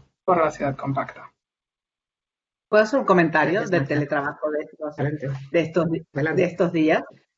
El teletrabajo no es lo que ha hecho gente que ha tenido que usar su mesa de comedor para dar clases mientras los niños le pasaban por arriba la cabeza. Eso no es teletrabajo. Eso es suplir una emergencia. Entonces, si realmente queremos teletrabajo, como en los sitios que se hace teletrabajo en serio, o sea, en casa tienes que tener una casa más grande, la empresa te tiene que poner los servicios adecuados para que tú puedas trabajar en casa, buenos ordenadores, una buena silla que cumpla con... Yo no me considero que tenga mala silla, pero mirando lo que me mandó la universidad, ya ninguna de mis sillas cumple. Son sillas de oficina, no sé cómo. Entonces, esto no ha sido teletrabajo, esto ha sido confinamiento.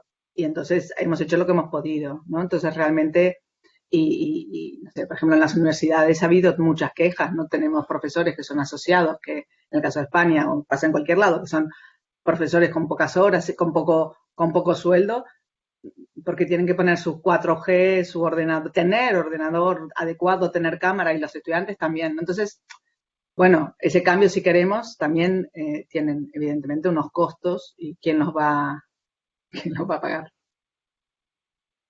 Si me permite, sí, si me permites participar en esta cuestión, pero que estamos súper metidos en ello, como comentaba antes, nosotros hemos reducido nuestra oficina física a la mitad. Eso supone un ahorro, bueno, bastante importante. Ya lo hemos hecho la semana pasada, fue una locura, porque tuvimos que hacerlo a toda pastilla, porque justo apareció un interesado en el ala que íbamos a dejar libre, pero nos venía bien con esta idea. Entonces ahora lo que hemos hecho es, quedarnos con la mitad de puestos con lo cual estamos obligados a establecer unos turnos, es decir, que cada uno de nosotros va a ir a la oficina 2 veces a la semana, aprox, y estamos haciendo la lista de cosas y los costes que le vamos a dar a la gente en su casa. De hecho, ya a muchos ya se lo dimos, es decir, ordenadores, sillas, pero ahora vamos a dar un paso más, que es pasar a ver en qué medida el teletrabajo está incrementando los gastos de energía, de climatización, por supuesto, de Wi-Fi. ¿Y de dónde sale ese dinero? Sale del ahorro de la reducción de nuestra oficina física. Yo creo que esa situación no vamos a ser los únicos, no somos una excepción. Empresas y muchos lo están planteando y es como un trasvase de recursos de invertir en una oficina para invertir en espacios de trabajo en las casas, que efectivamente algunas son adecuadas, otras no, pero las que no, ahí también lo que estamos viendo es que esas personas que no puedan utilizar su casa, pues que usen un coworking cercano a su casa. Entonces nosotros sí. también contribuiremos en ese coworking, y ese coworking que estaba un poquito como una idea, pero que no terminaba de cuajar, yo creo que ahora va a pegar un impulso el principio este de los coworkings. Y de hecho nosotros hace poquito hemos sacado un handbook con una idea que a mí me encanta porque de hecho la hemos testeado con algunos clientes y también les gusta mucho, sobre todo el sector hotelero, que está en problemas con el turismo, que va a tener un par de años muy malos, y estamos planteando la idea de que algunos hoteles se puedan reconvertir a una oferta de co-living y coworking orientada específicamente a teletrabajadores que quieran pasar un tiempo en otro lugar o que pasen una especie de vacación laboral, si quieres, y te vas 3 meses a Marbella o a no sé a dónde a teletrabajar desde allí. Yo creo que va a haber todo tipo de movidas, oficinas vacías. Es decir, que entramos en un periodo de transformación y puede ser una gran oportunidad. Gracias, Jorge. Y Zaida. La siguiente pregunta se la paso a Daniel. La hace Fabián Lozano y dice: a lo largo del siglo XX hemos visto cómo los modelos de ciudad europeos y norteamericanos se han replicado en muchos lugares del mundo. ¿Cómo podría pensarse una ciudad ideal que no parta de los modelos homogéneos y que sea aplicable para lugares como América Latina, Asia y África? Wow.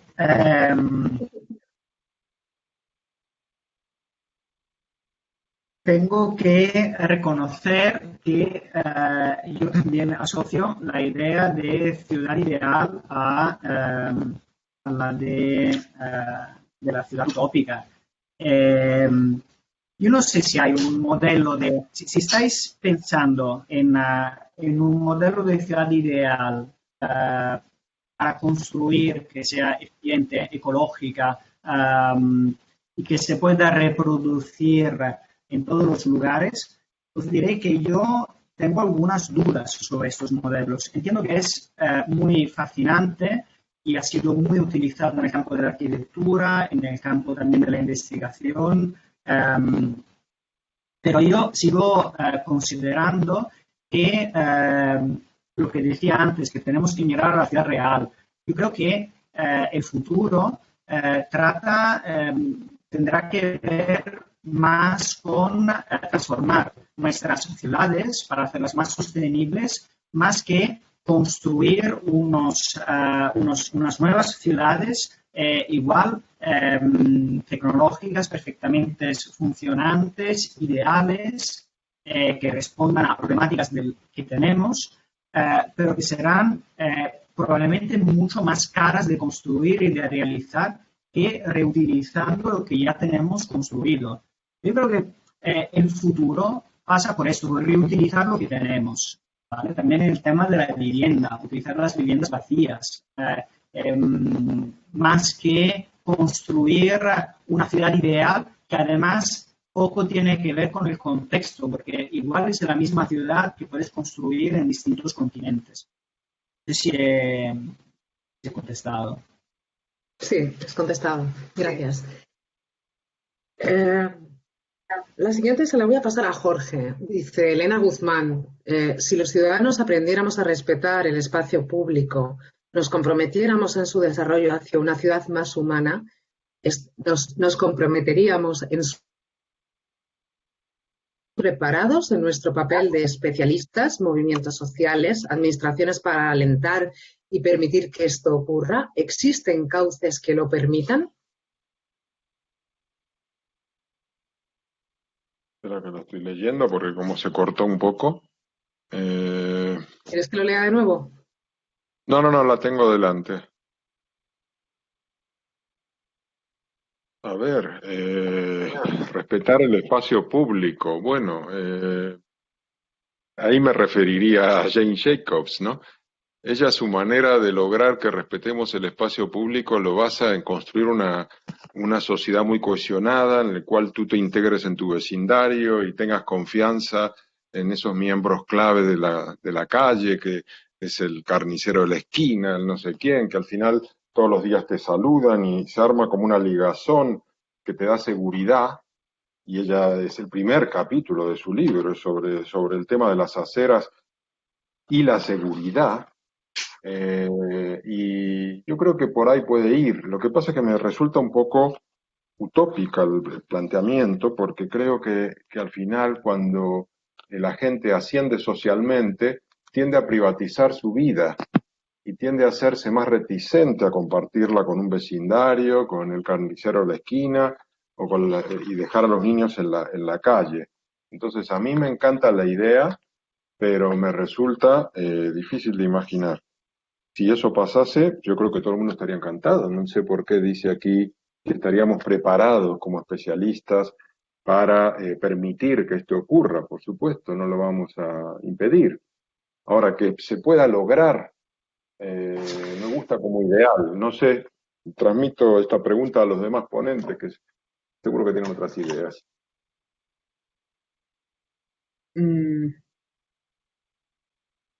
Zaida, tú, que me miras, a ver. No. Claro, yo creo que lo que no es tanto, yo creo que es respetar el espacio público, sino aprender a vivir en la diferencia, que no en la desigualdad, ¿no? Y aceptarnos y respetarnos en estas diversidades.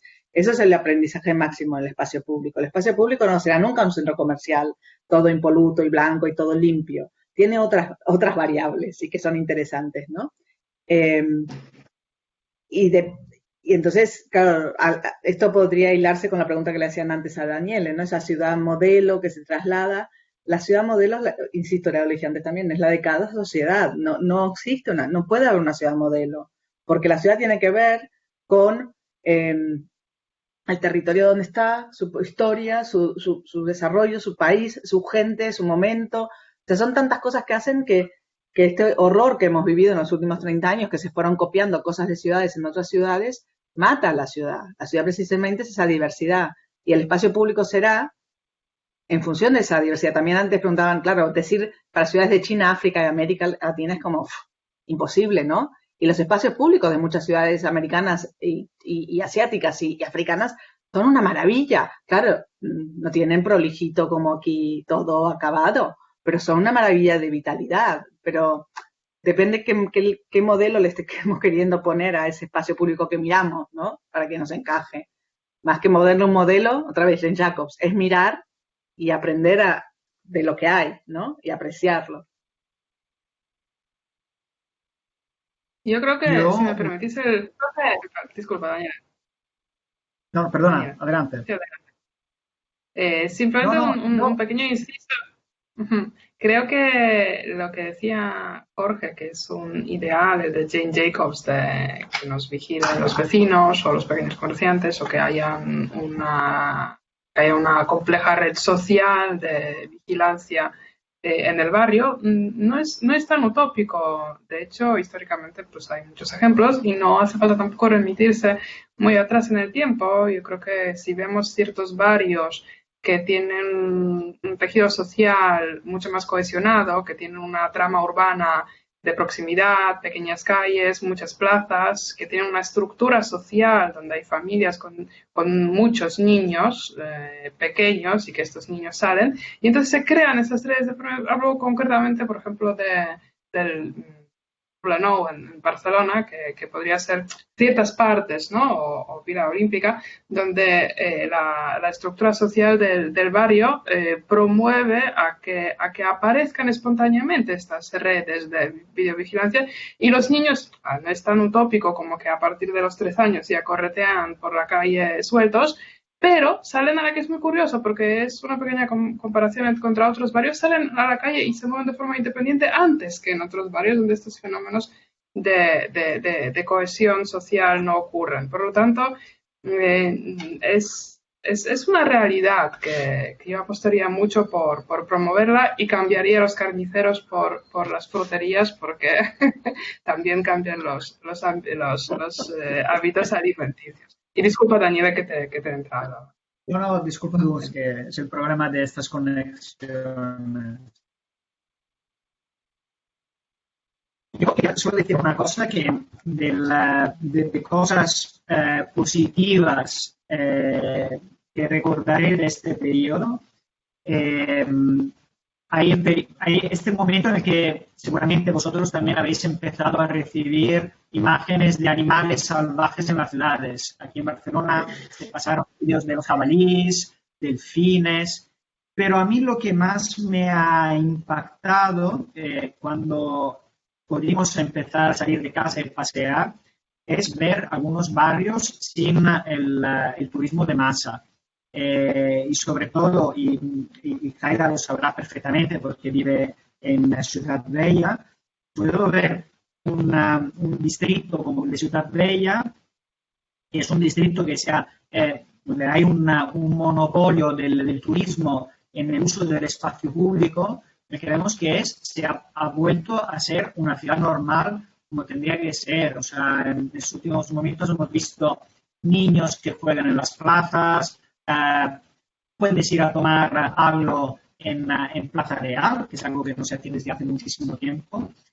Lo único que queda, claro, es el problema de los comercios, que justamente, como haría notar la Jane Jacobs, ya no son comercios de un vecindario normal. O sea, el barrio gótico de Barcelona es un barrio que ya el tejido comercial es un tejido exclusivamente dirigido al turismo de masa.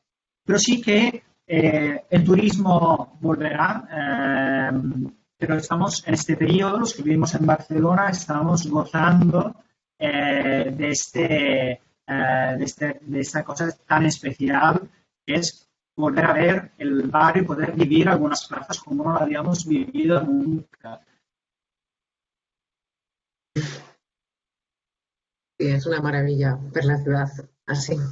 La siguiente pregunta se la voy a dirigir a Zaida porque su nombre está en la misma pregunta, ¿no? Dice, soy Diana Catherine Wahanic, arquitecta de Colombia. Muy interesante la utopía que proponía Zaida en su intervención, que no vivamos para tener, sino que vivamos para vivir.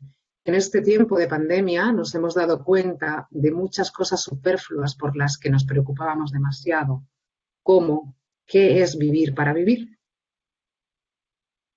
Difícil, ¿no? Pero bueno, es lo que también decía antes, y lo que también ha comentado ahora Daniele, ¿no? Es como la ciudad que recupera para su ciudadanía, ¿no? No sé si es necesario que nuestras producciones tengamos que producir tanto, no sé si no hay otra manera de vivir. Yo creo que sí, ¿no? Donde demos valor eso a los cuidados, que es algo que en general como sociedad hemos despreciado, y así hemos hecho las ciudades, así organizamos nuestros tiempos, ¿no? Parece que tener hijos y cuidarnos a nosotros mismos, cuidar a nuestros mayores, todo lo que ha hecho boom estos días, tiene que ver con ese vivir en donde se pone en primer plano el ganar dinero, ¿no? Y para unos muy pocos, ¿no? Entonces, si fuéramos capaces de pensar ciudades y sociedades y valores poniendo la vida en el centro, por ahí nuestras ciudades serían diferentes. Y no quiere decir que no seamos ermitaños y no viajemos y no conozcamos, pero viajemos con calma,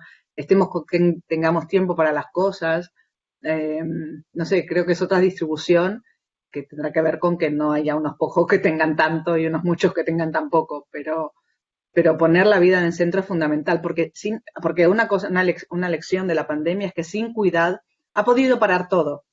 O hemos podido ir a trabajar desde casa, o los que no trabajaron desde casa, hubo ERTEs y se paró, pero la vida siguió. ¿Por qué siguió la vida? Porque las personas que cuidan no pararon. No pararon los hospitales, no pararon los que limpian la calle, no pararon los que nos venden la comida, no pararon las mamás y algunos papás cuidando hijos.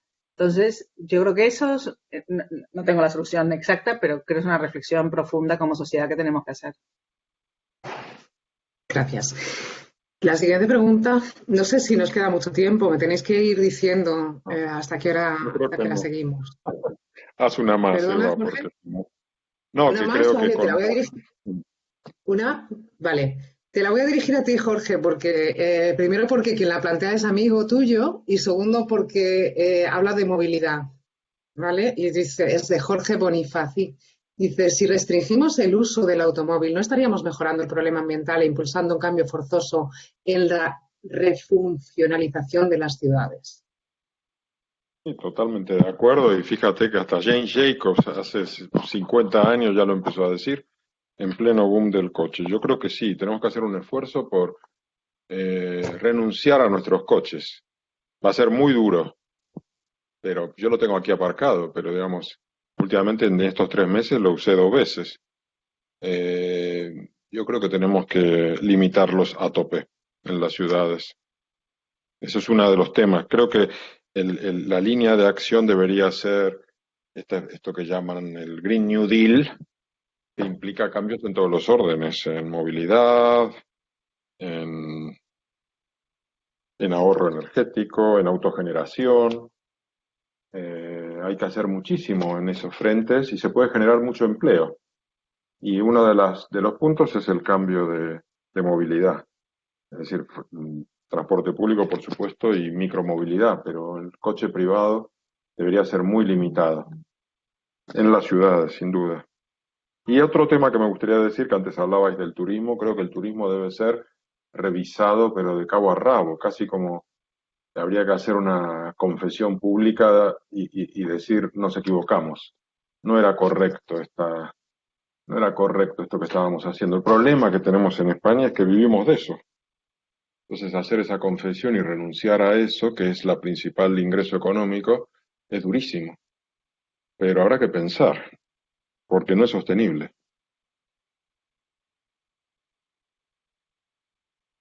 Creo. No es sostenible y evidentemente no es una riqueza, o sea, muchos puestos de trabajo alrededor, eso tampoco, no solo es que la ciudad está demasiado llenas, la movilidad que genera, etcétera, sino que los trabajos que se generan en torno, la mayoría son demasiado precarios, demasiado poco de cuidado de vida. Por tanto, yo creo que una verdadera política industrial, lo que debería pensar, y política de país o de Europa, pensar en toda esa refuncionalización, lo que decías, ¿no? Esas nuevas maneras, ese New Deal, ese Green New Deal, lo que tiene que ver es con pensemos de otra manera, ¿no? Entonces, no es, en lugar de tener el coche, compartamos el coche, ¿no? Y creo que un poco eso debería ir en todo y tiene que ver otra vez con la vida, ¿no? Necesitamos casas para vivir, no casas para negociar. Entonces, también, o sea, tenemos casas para vivir, tenemos coches, porque una de las posibles movimientos es el coche. Cuando caminando es un extremo, pero nada es tuyo, ¿no? O sea, eso lo han probado como el leasing y otros sistemas. Entonces creo que sí que estamos en ese camino de cambio, pero bueno, que requiere valentía por muchas partes.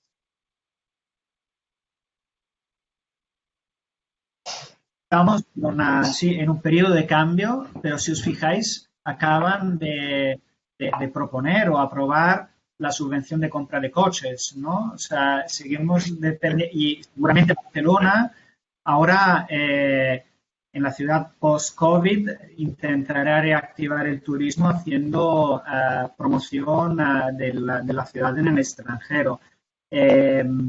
No veo que haya una intención de revertir algunas cosas, pero lo entiendo también perfectamente porque somos dependientes del turismo, porque el sector de la construcción de coches sigue siendo una actividad industrial importante Y claro, son conflictos que tendremos en el futuro estos también, ¿no?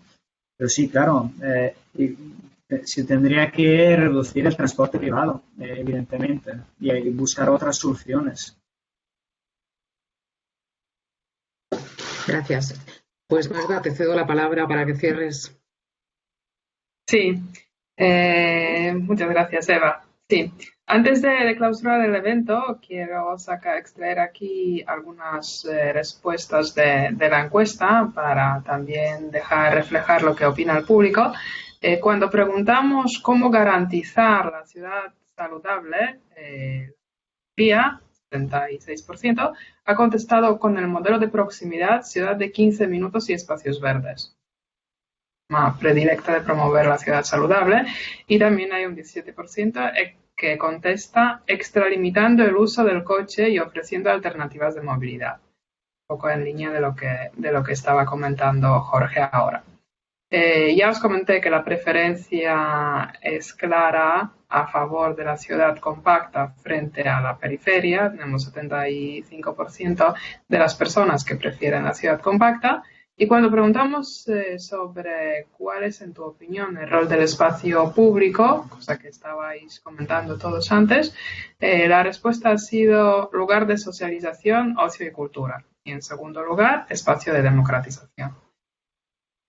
Con esto y agradeciendo a Aida, a Daniele, a Pablo, que ya se tuvo que marchar, a Jorge y a Eva, la participación en el debate, comentar a las personas que formularon las preguntas que las que no se han contestado no caen en el saco roto, porque los retomamos para reflexionar para los futuros debates. Algunos también los contestamos a través de redes sociales. Por lo tanto, siempre vuestra reflexión nos sirve mucho, pues, para poder sacar nuevos temas y también para aprender, por supuesto, porque al final estos eventos también los hacemos para aprender. Y a partir de ahí, pues muchísimas gracias. Jorge, creo que antes de apretar el botón de finalizar, querías anunciar el siguiente debate y también el debate sobre el libro, ¿no?, de Jane Jacobs, que continuaremos ya en el grupo de Club de Lecturas. Así que te cedo ya la palabra. Bueno, muchas gracias, Magda. No, simplemente estoy compartiendo en pantalla lo que va a ser nuestro próximo Debates Urbanos, el número 4 en septiembre. La fecha ya la fijaremos, que será el libro Happy City de Charles Montgomery, y bueno, ya definiremos los invitados. Y para los que os hayáis quedado con ganas de seguir debatiendo sobre Jane Jacobs, este sábado a las 7 de la tarde vamos a hacer un debate dentro del Club de Lecturas específico sobre el libro, y podéis, si entráis en clubdelecturas.com, encontraréis el cartel del debate y el link de la videoconferencia en Zoom. Y estáis invitados a participar. Así que nada más. Magda, lo cierras tú, lo cierro yo. Decimos muchas gracias a todos. Te paso la palabra final, Magda. Muchísimas gracias. Agradeceros vuestra participación, vuestras respuestas, a los ponentes, a los moderadores, a los organizadores, a Shu también, que está en el backstage, y a todos los que han estado siguiendo este tiempo. Muchas gracias. Ahora sí puedes apretar ya el botón. Adiós. Gracias a vosotros. Adiós. Gracias. Adiós, gracias. Hasta luego. Gracias. Adiós.